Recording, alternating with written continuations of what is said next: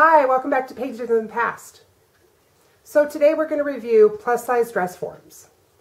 I have ordered the Bootstrap Fashions plus size form and I padded it out to my measurements, and I'm going to show you how that works.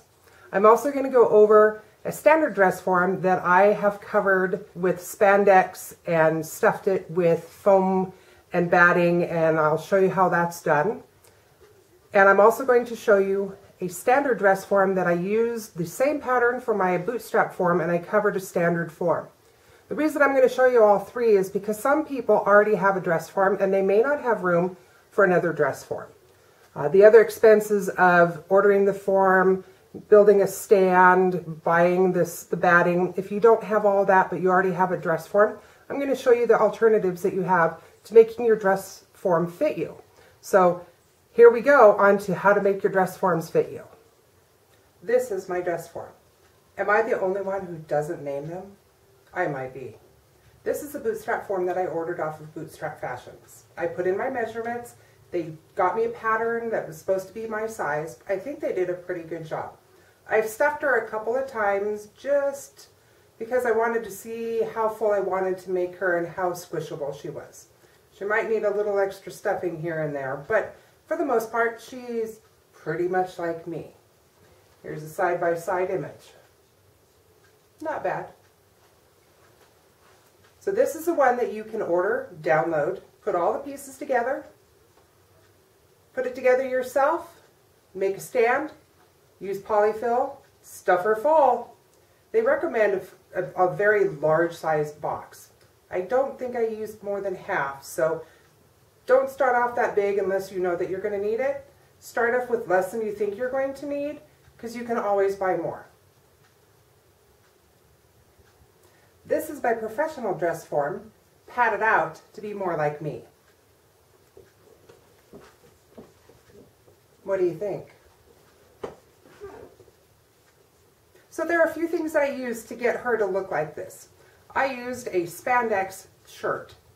You can find them almost anywhere, but sometimes you do have to look. I got the largest size I could find because you really do want to make sure that it fits over them. The reason I got the one with sleeves is occasionally I need to pad out the sleeves so that when I'm doing a bodice or something with sleeves that I can put the arms on and it still will hold the shape. Some of the other things that we can use in order to fill out our form is lentils into knee highs or lentils into trouser socks. They don't get quite as round, but they're still moldable. So if you needed more endowment, you can always stick them in to give yourself more of a rounded breast shape if your form does not work or conform to your breast shape. The other thing you can do is you can make an arm.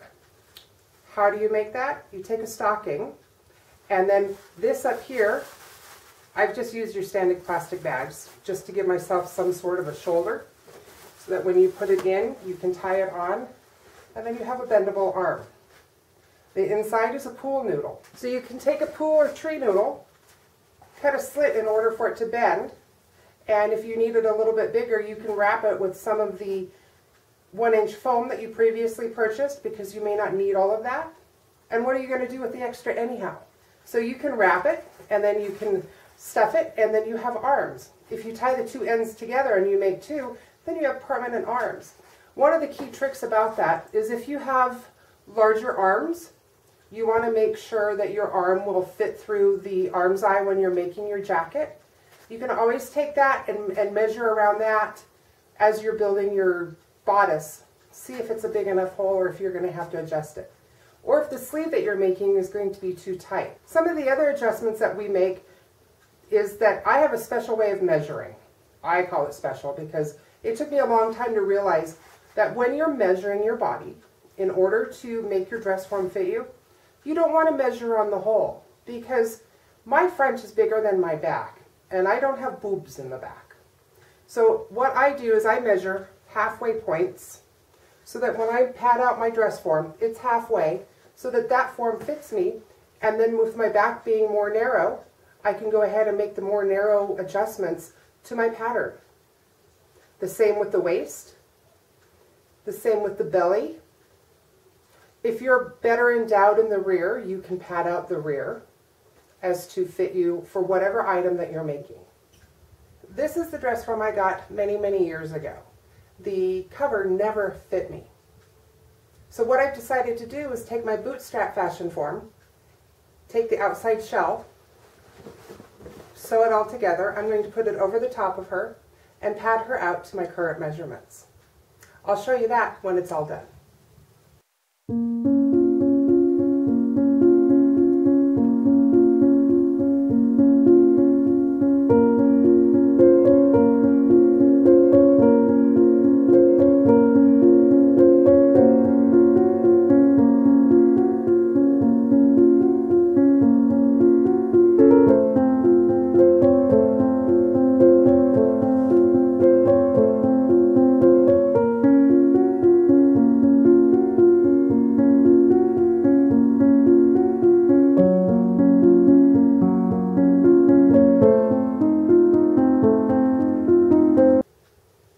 Now that she's done, ta-da!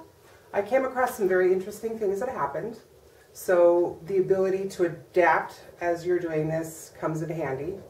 Because my dress form was so tiny, when I started padding her out, the cover shifted on her, and I ended up cutting 7 inches off the bottom in order for it to fit correctly. But then I found out that the 7 inches is all added up here. When I padded up here, her body shifted because I had her laying down and not standing straight up. So remember when I told you about measurements, when you want to measure everything on the half?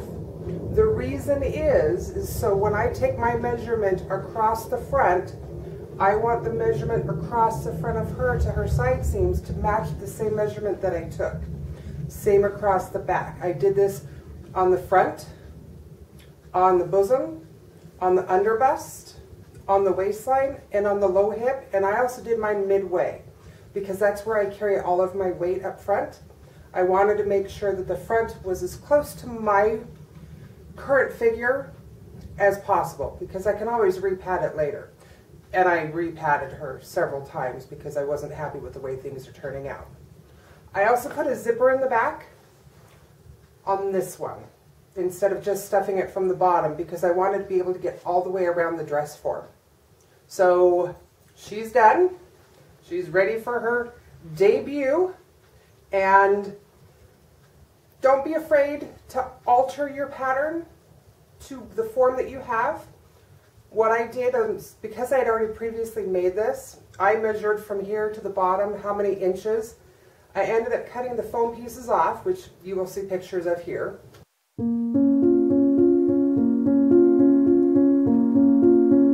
So be ready, because I also had to adjust her height because I adjusted where she sat on the dress form. She works. I'm not going to redo it, but this works. So the whole concept behind having the different dress form types is more what works for you. If you already have something in place, you now have a couple of options on how to make it fit you better, or you can start just from scratch, order the pattern, and build your own. So that's today. Have a great one. Thanks. See you later.